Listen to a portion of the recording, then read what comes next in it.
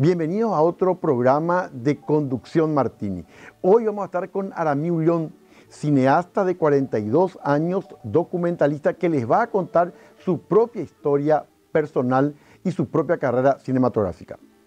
Estamos con Aramí Ulloa en esta edición de Conducción Martini, muy conocida ya a nivel inicialmente de El tiempo nublado, y sin ninguna duda está haciendo una interesantísima carrera cinematográfica. Aramí, ¿cómo te va? ¿Cómo andás? Hola Carlos, ¿cómo estás? Es un placer, gracias por la invitación. Un placer estar contigo y con tu audiencia. Algo que me llamó la atención en tu biografía, a ver si es cierto o no, que vos te presentaste a un casting como actriz inicialmente, ¿así fue? Sí, me presenté no como actriz, se hizo un casting en Alta Producciones, creo que estamos hablando del año 94, en donde se estaban buscando conductores para el programa Vía Libre. ¿Y vos qué ibas a hacer en Vía Libre? Y yo me presenté para ser una de las conductoras. Se estaban buscando conductores jóvenes y se quería hacer algo así más coral. Y yo me presenté, me puse frente a cámara y realmente me quedé helada, no dije nada. fue un desastre total. Y al retirarme, cuando me estaba retirando, así con mucha vergüenza de esa situación, se me acercó una persona a la producción de ese casting y me dijo de que ellos estaban buscando personas que trabajen en la producción del programa. Yo le dije muy honestamente de que no tenía idea de qué es la producción audiovisual, ¿verdad? Y me dijo que bueno, que eso se iba a aprender por el camino si me interesaba. Y yo acepté y así fue el inicio de mi trabajo en el ambiente audiovisual, digamos. Esto fue, quiere decir, vos comenzaste en 1994 con Vía Libre. Correcto, sí, empecé como asistente de producción, después fui coordinadora de producción y bueno, así empecé a hacer también otras cosas dentro de Alta Producciones y de a poco empecé a dirigir mis cortometrajes y bueno. Pero vos también tuviste experiencia en radio. Sí, eso ocurre, si no recuerdo mal, en el 95, cuando se lanza la Rock and Pop. ¿Verdad? El proyecto de los Rubín, de tener esa radio dedicada solamente a lo alternativo, al rock y al pop, no había algo así en ese momento.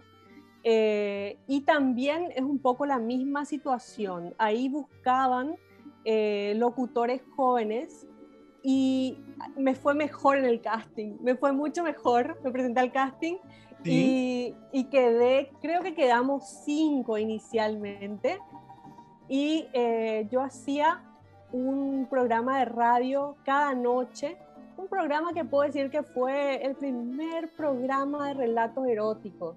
Ah, sí, ¿por qué? Explícanos eso, ¿por qué el primer programa de relatos eróticos? Se llamaba El Boulevard Sónico y al principio yo empecé a escribir relatos que tenían un cierto erotismo y los leía y la gente nos podía llamar y contar sus fantasías, sus experiencias, pero siempre dentro de un marco bastante recatado, porque estamos hablando del 95, había cosas que no se decían en radio y bueno, y todos eran códigos.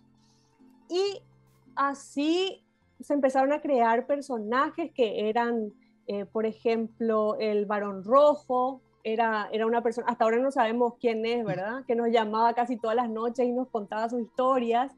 Y diferentes personajes que empezaron a poblar la noche y a poblar de historias eróticas. Pero interesantísimo, o sea que estoy pensando en ese programa hoy en la era de las redes sociales, todo el impacto que tendría. ¿Qué pasó con esos relatos tuyos, Aramí, de aquella época? Vos sabés que no tengo idea, Carlos, porque en ese momento yo no tenía ningún tipo de conciencia de lo que podría ser una documentación de ese proceso. O sea, era una cosa muy espontánea, escribíamos, y llegó un momento en que teníamos que generar tantas historias que nos juntábamos grupos de amigos a escribir juntos y todas esas historias yo supongo que habrán quedado registradas en algún lugar de la rock and pop, pero yo particularmente no tengo ninguna, desafortunadamente. Pero interesantísima esta experiencia. Fíjate vos, tus inicios van por la televisión, por la producción de un programa, haciendo nada menos que en la Rock and Pop un programa con tintes de relatos eróticos. Entonces surge la pregunta, ¿y cómo llegaste al cine? Bueno, es que contándote un poco esto es lo que estamos hablando. Yo no llego al cine por una ambición cinematográfica. Yo llego al el cine para mí es un oficio. Es un oficio que yo aprendí y fue desde mis 16 años, el medio audiovisual fue mi forma de ganarme la vida en realidad, ¿verdad? O sea, yo empecé a trabajar de eso y con eso me pagaba la vida y después también la de mi mamá y qué sé yo, y se volvió una forma constante de ganarme la vida y de ir aprendiendo un oficio. Por supuesto, en algún momento de ese proceso se revela una pasión por el relato, una pasión por entender el lenguaje cinematográfico, y ahí sí puedo decir que ya despega hacia otro lugar, que es ya la búsqueda del relato cinematográfico y de su significado para mí. Pero en un principio no existía eso. ¿Y qué pasó cuando tuviste 16 años entonces? ¿Qué ahí pudiste generar como un clic para sumarte al cine? ¿Qué ocurrió? Alta Producciones, eso pasó. O sea, honestamente pasó eso, pasó vivir, estar el día a día en Alta, pasó ver mucho cine en esa época, también ver cine en esa época era un acto casi revolucionario, porque existía un cine que era el cine de masas al que teníamos acceso en las salas comerciales, y las otras películas había que encontrarlas, había que investigar, había que juntarse a ver con amigos, había que traerla de otros países. Bueno, había toda una movida con eso de encontrar más el cine de autor, y también pasó el estar rodeada de gente que estaba soñando con hacer cine, ¿verdad? Estamos hablando de Patapila, de Marcelo Martinez y de Richard Careaga, Tana, Juanca, ¿verdad?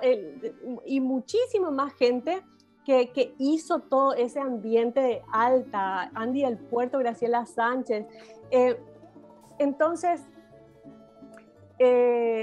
yo fui observando eso y me fui fascinando con ese mundo, con esa búsqueda, y eso es lo que hizo clic. Y en realidad ahí empecé a preparar, cuando yo tenía 19 años yo estrené mi primer cortometraje. ¿Cuál fue? Se llama Ausencia a un nombre propio. Es un adolescente que está en una búsqueda de equilibrio entre su sexualidad y su espiritualidad, ¿verdad? Ese es el personaje de Amarana que va llevando la historia en ausencia de un nombre propio. Y ese cortometraje, Carlos, fue significativo no solamente para mí, que fue realmente muy importante, fue también importante porque fue el primer cortometraje que se estrenó en sala de cine en Paraguay. Ah. Es decir, yo me acerco en ese momento a Hansel Bierman y le pido que me dé la oportunidad de hacer algo que no se hacía comúnmente, que era incluir un cortometraje nacional antes del largometraje que estaba programado en el cine. Fíjate, vos quiere decir que Ausencia de un nombre propio fue el primer corto en estar en la sala de cine. Primer corto paraguayo. Sí. Primer corto paraguayo. Una cuestión que te quiero consultar, y ahora que estoy aprendiendo tus antecedentes hacia el mundo que va al cine, ¿vos haces un cine que tiene que ver con autoficción? ¿Es una expresión tuya también de aspectos biográficos o no, Aramí? No, yo no le llamo autoficción, pero sí creo que las tres películas, considerando Ausencia como parte de ese cuerpo, tienen tienen algo que se conecta conmigo muy íntimamente. Tiene que ver con una búsqueda personal mía. Apenas el sol también, pero apenas el sol es, por la naturaleza del tema, el lugar en donde yo menos visible estoy, ¿verdad? Entonces, sí, mi búsqueda le da el espacio a Mateo para que él realice la búsqueda y a través de su búsqueda yo aprendo. Así fue un poco el proceso de Apenas el Sol. Pero todos me tocan profundamente en algún lugar y creo que eso es lo que me sostiene también a través del tiempo, Carlos, porque el hacer una película, ¿verdad? El proceso cinematográfico en sí mismo es un proceso muy largo. Puede llevar años. El Tiempo Nublado llevó 4, Apenas el Sol llevó 6, un poco más con la investigación que empezamos ya antes, 7 tal vez. Entonces uno tiene que mantenerse y tiene que tener una suerte de ancla. Y para mí eso que me sostiene ahí es la búsqueda personal. ¿Y cuál es tu búsqueda personal, Aramí? La identidad. Yo puedo decir de que a mí me interesa entender de qué está hecha la identidad, qué es, dónde está, cómo se define, y estoy perdida en algo que no tiene solución, pero me gusta estar perdida en eso porque muta todo el tiempo, está todo el tiempo mutando, ¿verdad? Y al mutar me permite ir experimentando e investigando en diferentes direcciones. No creo que exista una sola respuesta con respecto a la identidad, ni mucho menos. Y eso es lo que permite que a través, por ejemplo, de un cuerpo de 3 obras, se explore este significado de identidad desde completamente diferentes puntos de vista. ¿Y cómo te ves hoy vos desde el punto de vista de tu identidad, Aramí? Qué pregunta difícil. Con el tiempo me reconozco mujer y a lo mejor te parece raro que te diga me reconozco mujer, pero creo que antes no tenía la valentía de nombrarme mujer. Y de posicionarme en todo lo que eso significa en la vida, ¿no? Y por otro lado, creo que me reconozco inmigrante, que también significa algo más concreto. No está en la nebulosa el ser un inmigrante, tiene cuestiones concretas en el día a día que hacen, por supuesto, de que yo ya no pueda sentirme completamente paraguaya, pero tampoco puedo sentirme, claro, ni mucho menos empezar a sentirme algo como un suizo. O sea, estoy completamente alejada del universo suizo, pero tampoco soy ya, claro, completamente paraguaya. Estás navegando como entre dos aguas. Y anoté, identidad tiene que ver con mujer y inmigrante. ¿Y Aramí Ullón como mujer hoy cómo se ve? Me veo, voy a usar una palabra que no me gusta mucho, pero no tengo otra mejor en este momento. Me veo más empoderada. Allá. Es decir, creo que pido menos permisos, creo que puedo hablar con menos vergüenza, que sí, que se construyó una suerte de dignidad femenina, que también me permite asumir en mi trabajo un relato asumidamente femenino. Y ahí tocamos una de las películas que sin ninguna duda causó mucho impacto, como sabes, entre las personas que vimos esa película en Paraguay.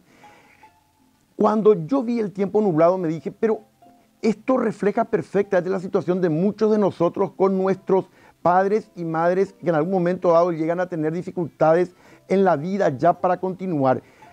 ¿Qué te hizo decidir a vos a hacer El Tiempo Nublado y mostrar esa relación con tu mamá ya mayor y con problemas de salud? Yo creo que yo hice El tiempo nublado y, o sea, convertí la situación en una película por una gran cobardía que yo tenía en ese momento.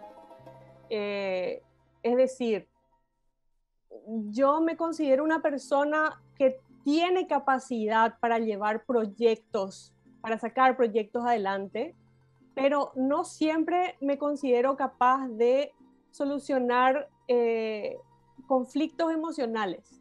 Ujú. Y en ese momento, o mejor dicho, durante toda mi vida, eh, ese conflicto emocional con mis padres, en especial con mi madre, existía. Y eso llegó a un punto que no había forma de no afrontar.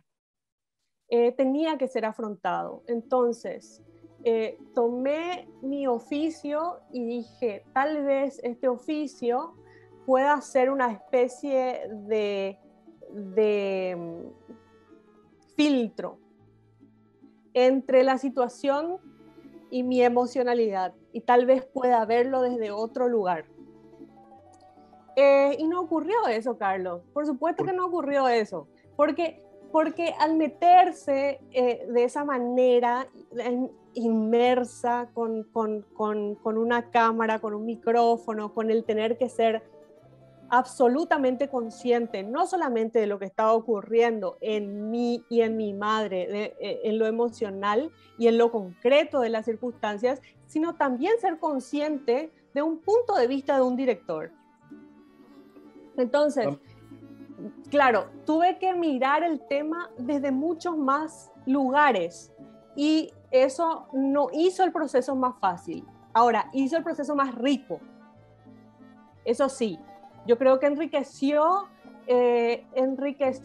la mirada y hizo que yo pueda abrir el espectro y ponerme en una actitud más abierta hacia la situación, más comprensiva, porque de algún momento también, de alguna forma también tenía que ser espectadora de la situación, no solamente hija. Tremendo eso, es porque vos fuiste hija, espectadora y directora allí. Y como hija, ¿vos vivías en ese momento un pasaje difícil emocionalmente con tu mamá? Muy difícil, porque el proceso de filmación del tiempo nublado fue realmente un reencuentro, fue una posibilidad de reencuentro. Nosotros, nosotras, mi madre y yo, no teníamos casi contacto, teníamos un contacto telefónico, yo ya viviendo afuera desde hacía mucho tiempo, que no era un contacto constante, no era un contacto muy honesto, en el sentido de que no se compartía tanto los sentimientos o lo que uno pasaba, sino que se volvió una conversación más mecánica, más administrativa, qué te falta, cómo te ayudo, te falta plata, ¿verdad? Se volvió una cosa más administrativa. Y a través de la película se genera un encuentro con ella, con mi padre y yo, mi madre y ella, y los tres también, ¿verdad? O sea, fue un reencuentro familiar que abrió una posibilidad de posibles soluciones de conflicto, ¿verdad? Pero bueno, pero sí, o sea, propició eso, ¿verdad? Fíjate vos, y del tiempo nublado pasamos a lo que es un tiempo nublado, la familia. Y llegamos a apenas el sol. Y ahí la perspectiva cambia. La pregunta es, ¿qué te llevó a la comunicación con los ayoreos? Me llevó sentir de alguna forma ese dolor de perder ese hogar original y me chocaba mucho esa cosa de realmente no poder volver al hogar y de estar todo el tiempo dividido. Eh, y me acerqué a ellos y cuanto más tiempo pasaba con ellos, cuanto más hablaba, más me daba cuenta de que es realmente un corte irreparable el que sufren y es eso lo que me conectó con ellos. Cuando hablas de corte irreparable, ¿qué significa corte irreparable allí? Los ayoreos no pertenecen a la civilización occidental. O sea, la cosmovisión es completamente otra. Viven con la naturaleza de la naturaleza. La naturaleza es casa, refugio, comida, es agua, y de repente los extraen a la fuerza y los dejan en un lugar en donde están en una civilización, en una cosmovisión completamente diferente, completamente ajena a ellos, y también le sacan al mismo tiempo esa vida en la naturaleza con la naturaleza. Desaparece el refugio, la comida, el acceso al agua, la espiritualidad, todo desaparece, porque tampoco pueden volver. O sea, hay varios factores por los cuales no pueden volver. Uno es que no tienen acceso a su tierra y cada vez tienen menos acceso. Cada vez hay más invasores en sus tierras y cada vez existen menos bosques en Paraguay. Entonces, ese ya es un factor muy condicionante y muy grande que les impide volver a su territorio y a sus tierras, pero por otro lado también se corta culturalmente. O sea, cuando hablas con personas que ya fueron, que en algún momento vivieron aislamiento voluntario y que lo sacaron a la fuerza, ellos te dicen, yo ya no puedo volver porque mis nietos ya nacieron en este mundo occidentalizado. Entonces, si ellos quisieran ahora volver a una forma tradicional de vida, estarían volviendo a quebrar la estructura de familia o la estructura de grupo que se empezó a crear en este mundo ya civilizado. Tremendo, están como en una situación intermedia, ni de aquí ni de allá. ¿Y cómo trabajaste de esa situación que ellos viven? ¿Cómo ellos te recibieron? ¿Cómo pudiste hacer la película, Arami?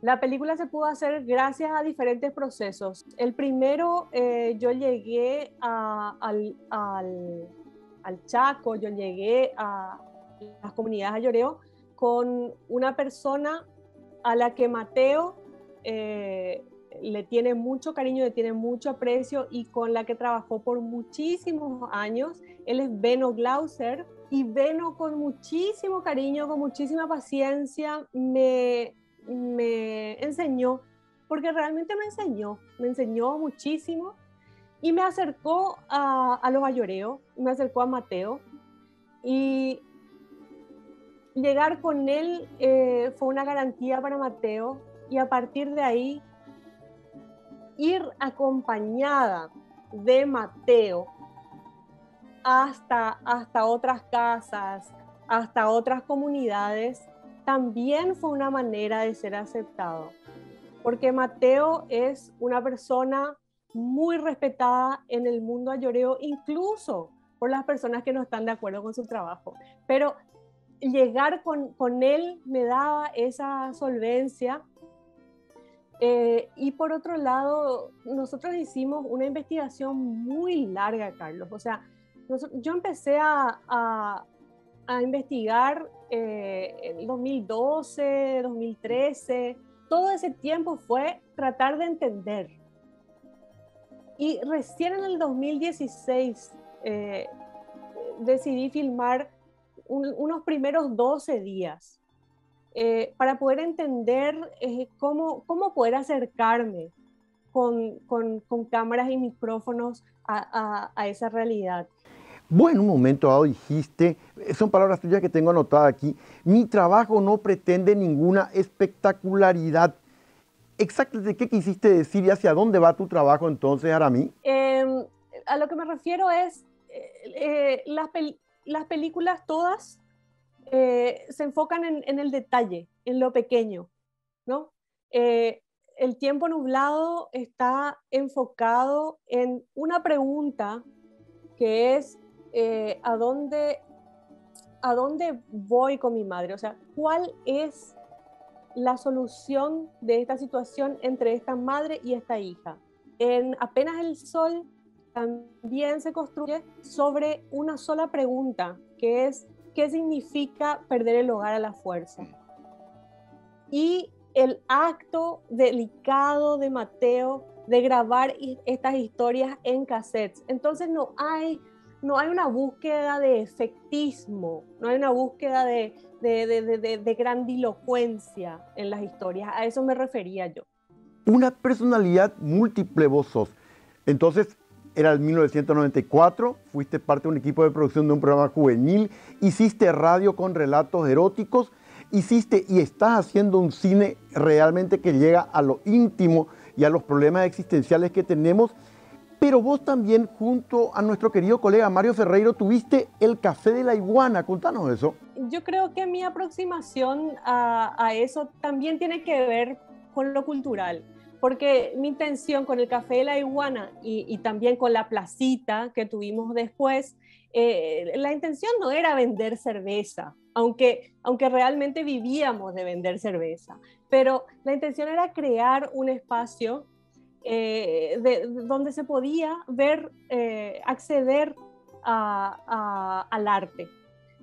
Con Mario Ferreiro hicimos el Café de la Iguana, teníamos un espacio muy chiquitito, un jardín muy acogedor, y ahí armamos el Café de la Iguana, que fue un lugar donde empezamos a hacer conciertos, hacíamos exposiciones, y eso continuó después en mi vida con la placita sobre 25 de mayo, que se volvió realmente, nosotros teníamos por lo menos 3 eventos culturales por semana. En realidad era eso lo que queríamos hacer. ¿Y cómo te ves hoy vos, Aramí, en esta etapa de tu vida? Me veo agradecida, estoy agradecida, es un momento de mucho agradecimiento, es un momento de reflexión también por el momento en el que está el mundo, pero es también un momento en el que tengo muchas ganas de hacer cosas, tengo muchas ganas de seguir haciendo, tengo muchas ganas de seguir descubriendo. Voy eliminando a lo mejor un poco de miedo, de un miedo inicial de exponerme y de proponer mi punto de vista. A lo mejor estoy un poco más segura de poder hacerlo, ¿verdad? Yo tengo una carencia, esto es muy importante que yo te diga, Carlos, porque yo tengo una carencia que yo trato de contrarrestar. Yo no tuve una educación formal. Yo no estudié cine. Es más, yo no estudié nada de manera formal, ¿no? Entonces, eso hace de que yo sienta a veces que no estoy capacitada para hacer cosas. Y eso también hace de que yo me forme mucho, porque siento que tengo que compensar. Entonces estoy todo el tiempo investigando, todo el tiempo tratando de aprender, todo el tiempo leyendo, y creo que estoy en un momento de mi vida en donde estoy disfrutando de eso y no padeciendo eso, que fue mucho tiempo lo que me pasaba, era padecía esa carencia, y ahora creo que la estoy usando para disfrutar. Y para disfrutar y hacia el futuro, entonces, ¿cómo te ves vos? ¿Qué proyectos tenés en mente? ¿Hacia dónde querés llevar tu actividad profesional, Aramí? Yo quiero seguir haciendo cine documental, quiero seguir haciendo ese cine documental que me interesa, que es un cine documental más íntimo, de una búsqueda más personal, no solamente mía, sino también de los protagonistas, un cine que genere preguntas, ¿verdad? El cine tiene, o por lo menos a mí me pasa, que cuando veo cine hay algo que se detona, ¿verdad?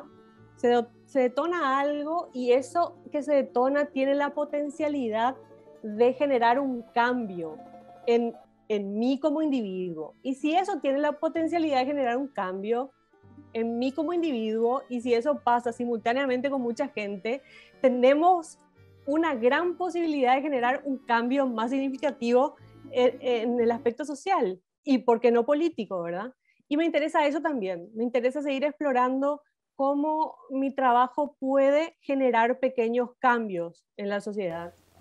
Tocaste otra vez el tema de la búsqueda personal. ¿Y en qué fase de búsqueda personal estás ahora? Estoy explorando el cuerpo como territorio. El, el cuerpo como territorio. El cuerpo como territorio primogenio y finito, único e indivisible. Eso es muy abstracto todavía, Carlos, ¿verdad? Eso todavía no es una película, pero, pero hacia ahí estoy yendo. O sea, en mi trabajo hay mucho de la pérdida de lugares, la pérdida de espacios, la pérdida de territorio. Y también ahora quisiera meterme en esa pérdida que puede ser el, el quiebre del cuerpo como territorio.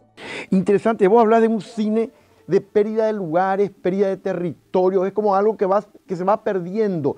Y en ese proceso, para vos la pérdida es central y el cuerpo como territorio, ¿cómo lo vinculás con esa pérdida? Yo creo que el cuerpo es un campo de batalla.